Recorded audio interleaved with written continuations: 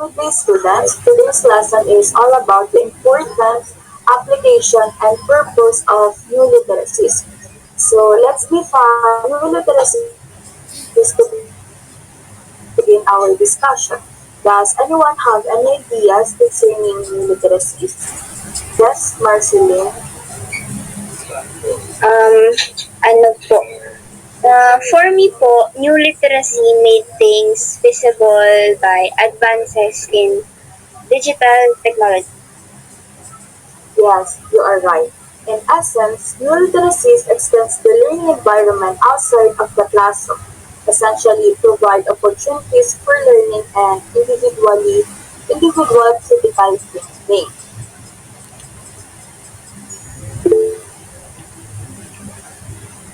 Yes, maybe you have any question.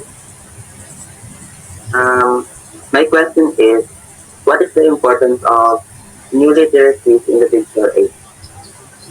So, new literacies are essential in digital age because they improve They improve a range of ICT-related abilities that prepare us not just for employment but also for academic and social success.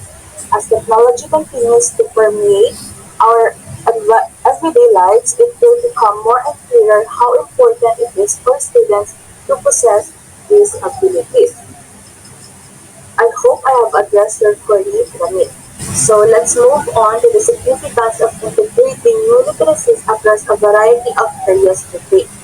Learners are more inclined to generate meaning from text and literature. In their subject areas, my teachers include new literacy into various lessons and disciplines. Draw conclusion from the text using situational cues, learn new terminologies. Yes, Lina? I believe that minimizing student dissatisfaction and discouragement via the incorporation of new literacies across a variety of courses, students were encouraged to put their attention on developing their own potential. That's an impressive answer, Dina. Thank you for that information. So we come to the last part of our lesson and this will serve as your task. I will give everyone a scenario that is related to our discussion, which is the new literacies. And I want every one of you to think of any real-life scenarios that are aligned with the topic that is assigned to you and make a role play out of them. Each video must highlight the purpose of real-life scenarios in that curriculum. This activity must be submitted next week before our class begins. So, do you understand the activity? Okay then. I hope you learned something new today. Goodbye and class dismissed.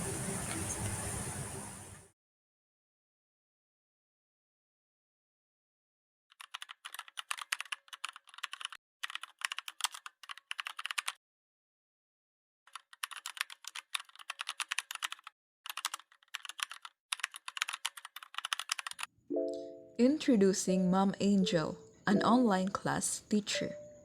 One day, the school admin tasked her to teach and practice her students how to use and have some basic skills on using MS Word for doing their assignments since it is online class. And by that, she teach her students on online synchronous way. Since we're done in our lesson and you know how to use Microsoft Word, this is an assignment for all of you. You are required to introduce yourself through the use of Microsoft, okay? And you should put your name, age, place where you live, and hobbies. So that our assignment. And don't forget the step on how to use Microsoft Word. Do you understand? And this is Ramil, a student doing the task that has given by Mom Angel. Oh no, I forgot what's the next step.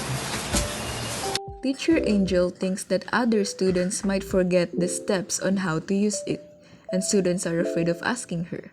She comes up with the idea on using her skills on doing video guide and disseminate it on class group chat.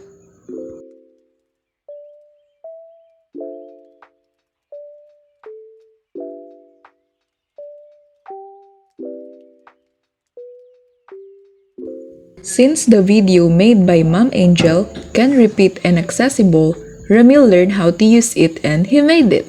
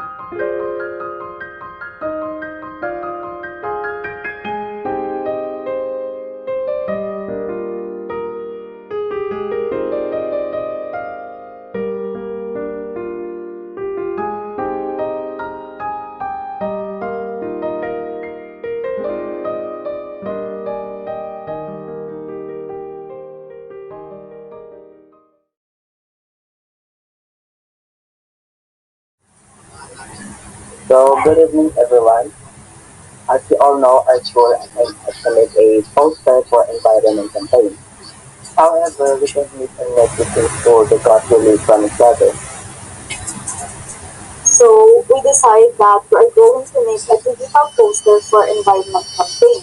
Do you guys agree with that? Yes, to save money too. Alright, I'm going to send the digital sketch and the members will add details and colors in it. And that's all for our meeting. Thank you. A few moments later.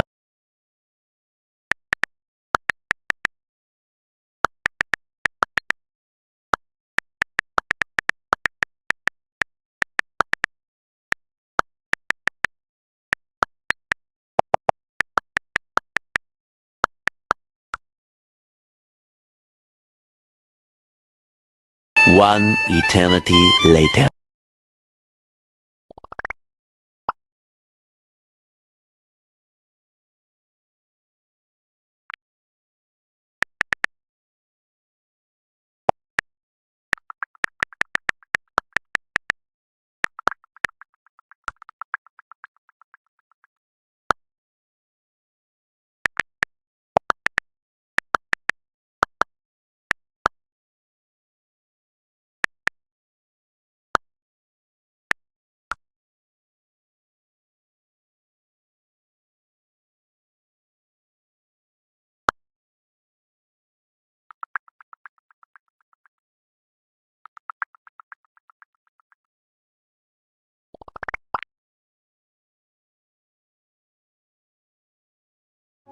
Okay, good morning class.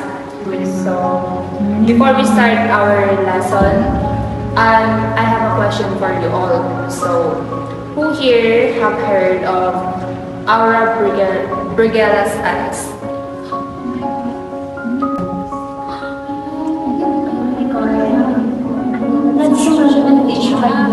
Okay, so I see that all of you have knowledge about the issue. So, what are your stance about it?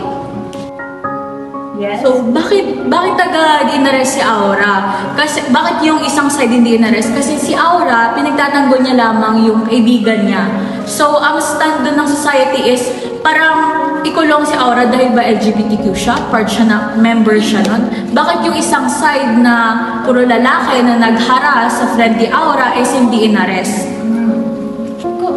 At saka bakit agad inarest? Bakit may evidence ba sila? Bakit inarest agad si Aura? Parang di man lang siya binigyan ng rights para makapagsalita sa sarili niyang side. Wait, di ba, ang sabi kasi sa balita is si Aura ang may mali, hindi naman yung lalaki. So, ang nag-ano ng kaso is yung mga lalaki. So, bakit sinasabi mong, walang due process yung ni Aura? Yung lalaki nga yung nagpaano sa kanila.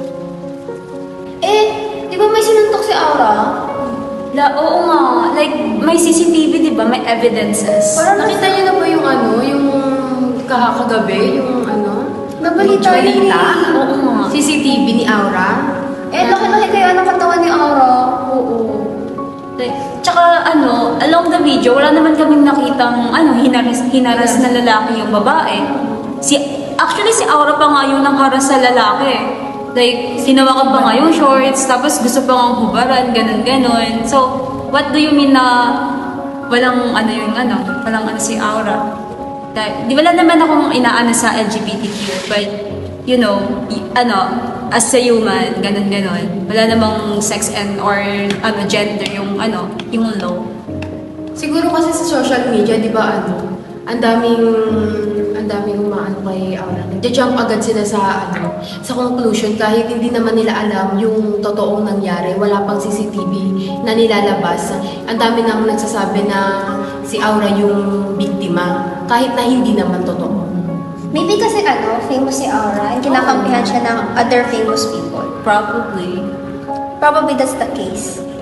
Ma'am, what's your insights? Okay, so nakita natin yung influence ng trends sa ating pag-iisip at ng judgment. Pero ibang nag-jump into conclusion na agad kahit hindi pa nila nakikita yung side ng isa pa. So, dito natin makikita na yung katotohanan ay may iba-ibang mukha.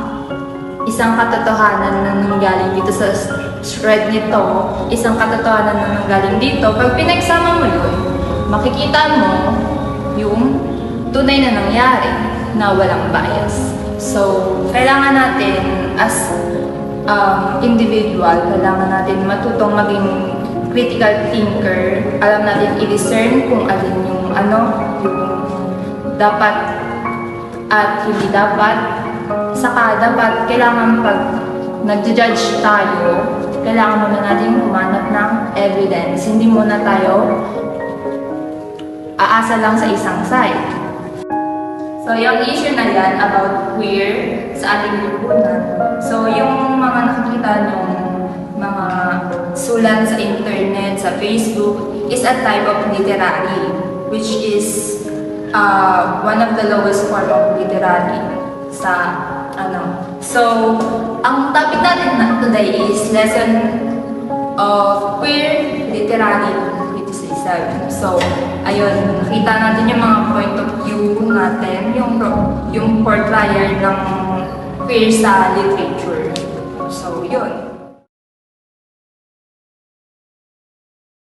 On a lovely day, Vina downloaded the Shopee app and began exploring, looking for the products she liked. She stumbled upon a store that was actively selling a variety of books. She joined live and purchased 3 books for herself since she was unable to resist the lure of them. 3 days later, Vina is occupied with home duties when her phone vibrates. When she picks it up, a message informs her that the delivery person from the book she ordered from an online store is on the way to deliver the package under her name. She can't help but show her happiness because the item she ordered is what she's waiting for a very long time. When the rider arrived, Vina eagerly opened the package. After doing so, she tossed off the bubble wrap that had been used to protect her item, disregarding the fact that it still had her personal information in the middle of it. 2 weeks later, Vina is preoccupied reading her notes as she gets ready for her forthcoming midterm examination. She doesn't even notice that her phone is vibrating. Then, out of nowhere, someone begins calling off her name and knocking on their door. She opened the door after leaving her room, when an online shop rider unexpectedly showed up and claimed that there's a package under her name. She started to get confused because she haven't made any purchases in the previous few days. The package was indeed under her name when she checked it. She makes a decision to get the package and pay for it since she is curious to discover who sent the parcel. Being a detective, she tries to track different locations where the anonymous person who sent the parcel could be. She ended up with no one on her list despite having different calculations and extra time allocated to find the person. Vina opted to surf the internet rather than an online store to check on how anyone could steal her personal information and use it to make an online purchase. She learns the fact that she failed to remove the sticker from the wrapping paper carrying her personal information might have been one of the reasons why her personal information was exposed. Vina can check out products again now that she has learned from the mistake she made and knows how to avoid being sent a package that she didn't order by removing the associated personal information from the item's wrapper.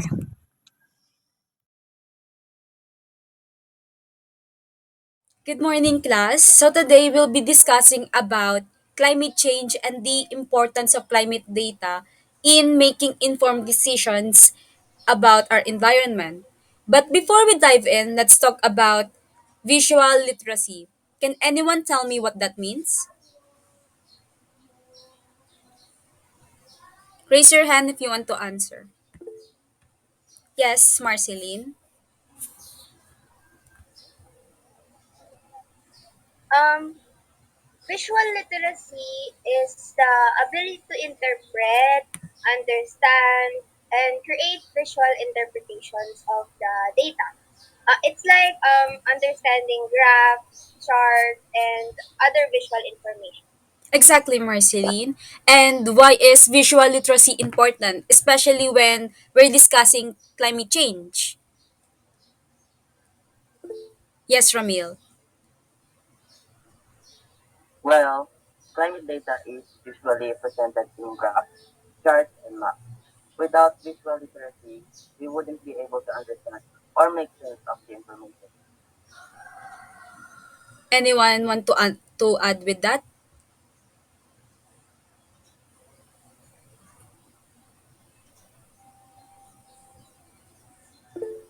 Yes, Donalyn.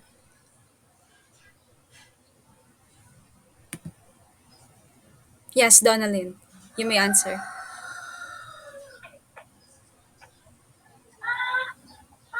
Plus, visual representations can be really powerful for conveying the urgency of climate change. They can evoke emotions and motivate people to take action.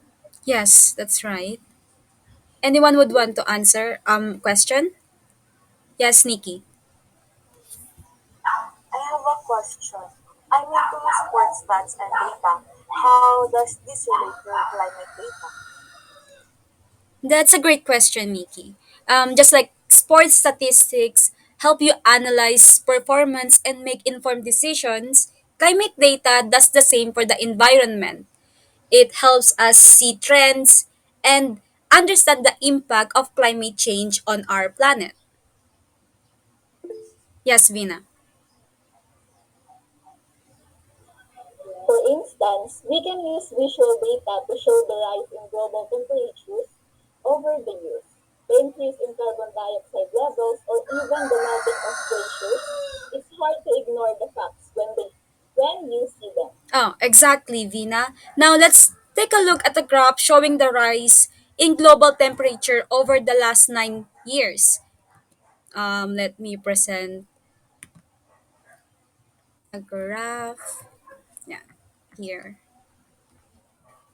Yan. Can anyone interpret the data presented? Yes, Ramil.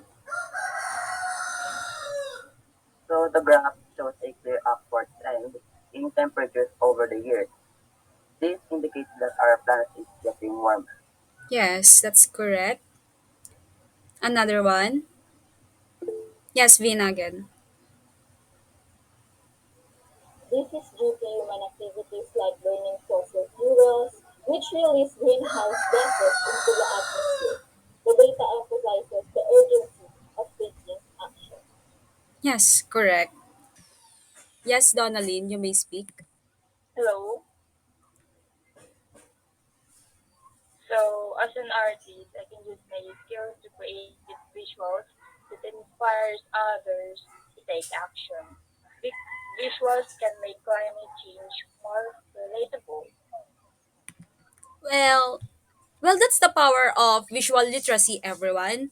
It helps us to understand, convey, and act upon the climate data effectively. It's also a tool we can use to protect our environment for future generations.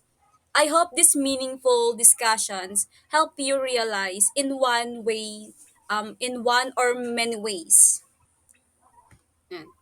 That's all for today, class. Thank you for attending our class today. See you next meeting. Bye, ma'am. Thank you po.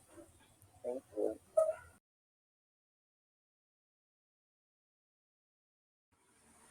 The scenario featuring a discussion about climate change, visual literacy, and the importance of climate data is highly relevant to both mathematics and science. In mathematics, the students in the class were engaged in interpreting and analyzing data presented in graphs and charts. This is a practical application of mathematical skills involving data analysis, statistics, and graph interpretation. It underlines the real world existence or relevance of mathematics and how it can be used to address critical global issues like climate change. In science, the discussion directly focused on climate change, a topic deeply rooted in scientific principles. The students examined climate data, emphasizing the scientific method and the significance of empirical evidence. Understanding and addressing climate change is one of the key challenges of our time, and science plays a vital role in this effort.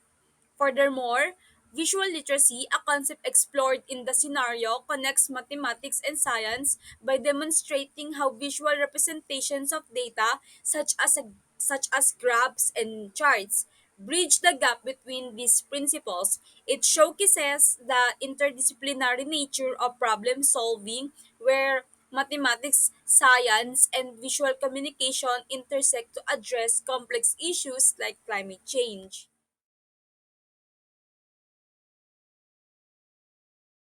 Scene 1. The girl downloaded the online shopping app and she bought an item from that online store. Days passed. She received the item and the wrap of the item was thrown on the trash bin. Little did she know, all the information about her is in the wrap. The next day, she was shocked because she received another item that she couldn't order, but all the information is all about her. So, so she searched the ways on how anyone steal her personal information. By doing that, she learned that she failed to remove the sticker to the wrapping paper. Carrying her personal information might be the reason why her personal information was exposed. Scene 2. In social studies, it shows that conforming with that our country higher that administration implemented despite of any circumstances, we shall do it. Scene 3. One day the classroom there is teachers and students. The teacher discussed the topic and she noticed that her two students doesn't listening on what she discussed. So she made the students stand up and question what are they being discussed. And the one said that the popular TV actress was died already and teacher was furious because she know that information was not legit. So she told her that the information that they are talking is not legit and relevant. She told that learn to analyze an article and use fact checking next time before believe on the information on the internet, because not all the information on the internet is legit. Scene 4. The teacher opened a topic that she knows about of a lot of students are aware of, to test what students know about the issues in the society, and gave gist uh, of the criticized and analyzed event, showing how media could influence the judgment and decision making of youth based on the trends that they see online about the social issues that arise in the country. Scene 6.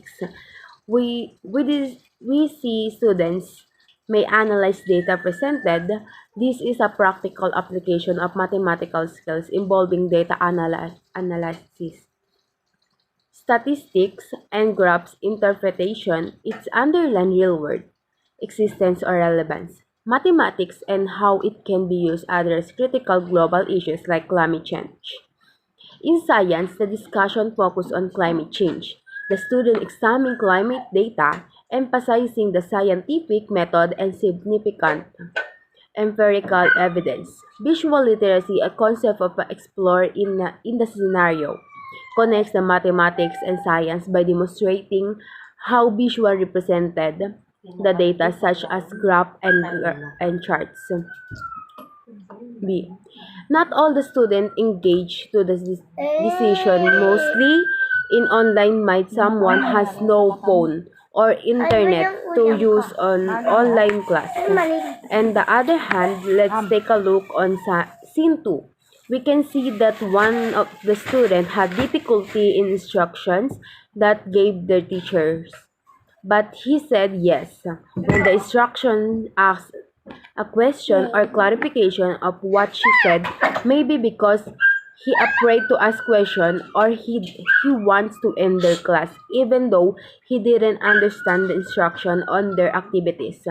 Another, in face-to-face setup, we need to catch up the attention of the student to listen to us when we are teaching. C. The teachers provide additional help to students to keep up to the lesson by giving accessible teacher-made video and instruction that easily catch up of the student and accurate teaching skills and style. D. In closing remark, we can see all the scenes was real life scenario that may encountered, so this is make sense of all of us, and by this we know that are the what are the next steps on making decision in this kind of situation, and we see importance of our teachers, and also the importance on how teachers being facilitator and address by the student how to learn.